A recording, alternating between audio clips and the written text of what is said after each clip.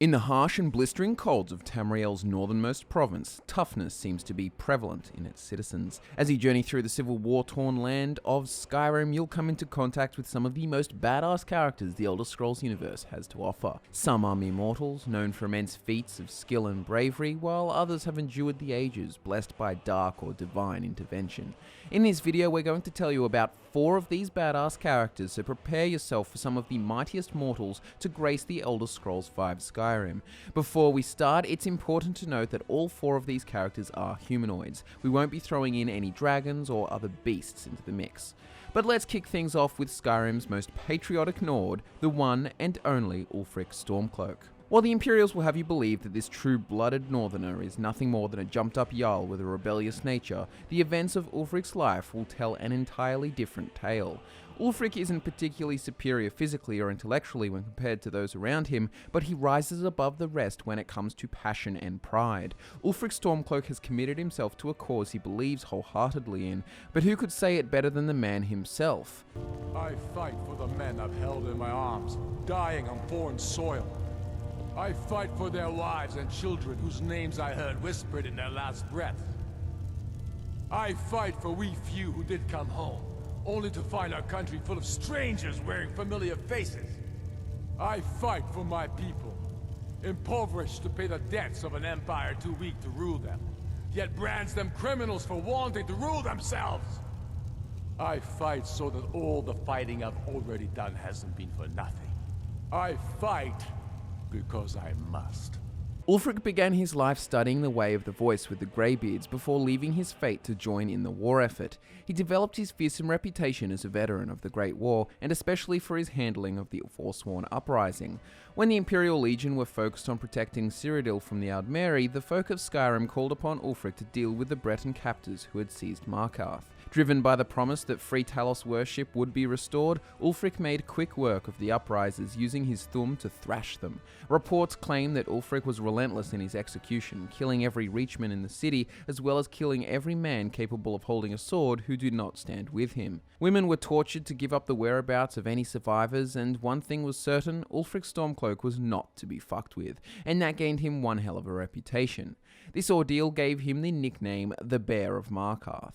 After pressure from the Aldmeri Dominion, the Legion went back on their agreement to allow the worship of Talos, and Ulfric, as well as his militia, were expelled and imprisoned. This betrayal did not stop Ulfric. Still irate from the slight of his former allies, Ulfric challenged the High King Torygg to a duel, partly for revenge, but also to prove how weak Skyrim had become under Imperial rule. Ulfric won, killing the High King of Skyrim and sending the province into a state of political chaos. From there, Ulfric acted as the face for the nationalist forces of Skyrim. Next up, we have a character who stayed well and truly under the radar in comparison to Ulfric. This Dunmer thief is a member of the Nightingales and a former member of the Thieves Guild.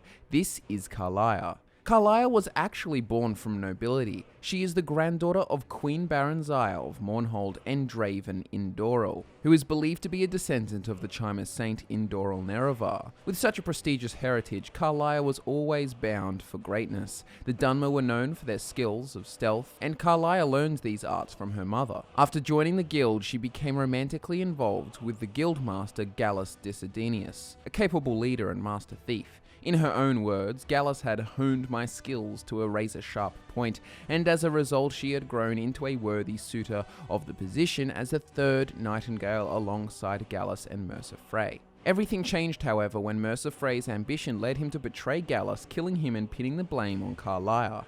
Heartbroken, Carlisle was exiled from the guild for 25 years for murdering the guildmaster.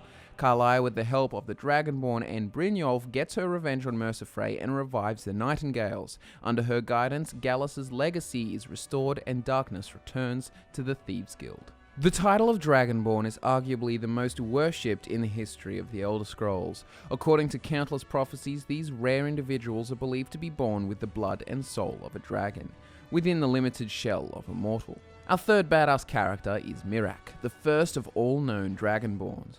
While that is an impressive enough feat in itself, Miraak is also a dragon priest with a long and legendary history. He is an arrogant individual, resolute that his heritage sits him above all other dragon priests and masters. During the time when dragons ruled over mortals, Miraak served as a dragon priest on the island of Solstheim. His fate changed when he came into the possession of a black book, a Daedric artifact of Hermaeus Mora. After entering the servitude of the Daedric Prince of Knowledge and Fate, Miraak learned a shout that allowed him to bend dragons to his will. Miraak used this ability to rise up against his dragon rulers, enslaving them and consuming their souls. His rebellion was ended by another dragon priest named Valok, who put him under lock and key on Solstheim, but this wasn't to be his end. Hermaeus Mora rescued him, transporting him to the realm of Apocrypha. Miraak then spent the following thousands of years acquiring forbidden knowledge and power from Hermaeus Mora's endless library before plotting his return in the 201st year of the Fourth Era. Our last badass character is the Immortal of the Pack. This pure-blood vampire lord leaves mortal men quivering in their boots when he sets his glowing orange eyes upon them. Badass character number 4 is Lord Harken of Castle Volkihar. In an age long forgotten by history, I ruled as a mighty king. My domain was vast, my riches endless, and my power infinite. If his words are to be believed, even in mortal form, Harken was a mighty man, but historical contradictions suggest the potential that these claims are pure fabrication, weaved to feed his ego. Either way, Harken had a life that he was afraid to lose. He feared death, and to overcome it, he sought out the aid of Molag Bal, sacrificing 1,000 innocents for immortality. Molag Bal responded to him by giving him the pure blood vampirism, granting him an eternal lifespan. Harken was pleased with this outcome, and when providing the gift of vampirism to the Dragonborn, he says, "You will never fear death again." Harken rules his people with an iron fist. He expects perfection from his underlings and is an elitist, viewing himself above mortals who await their deaths like fools. Harken will let nothing come in between himself and domination, so he's obviously been influenced quite heavily by Molag Bal. Harken is driven by a prophecy, the tyranny of the sun. He believes that with the help of Auriel's bow, he can blot out the sun, making the world safe for vampires 24 hours a day. His wife Valerica was afraid of this possibility, thinking it would lead to a vampire hunt carried out by the humans, but Harken's thirst for power was not going to be stopped. Valerica locked their daughter Serana away in a crypt, but when the Dragonborn returns her to Castle Volkihar, Harken revives his hope of fulfilling the dark prophecy. Hit that subscribe button and give the video a like if you enjoyed the video. This has been 4 badass characters from the Elder Scrolls V Skyrim. Let us know what you think in the comment sections about other badass characters in the Elder Scrolls games and perhaps ones that should have been included on this list. Check out the description for all of our social media links too to keep up with everything fudgy. As always, I'm Scott and I will see you next time.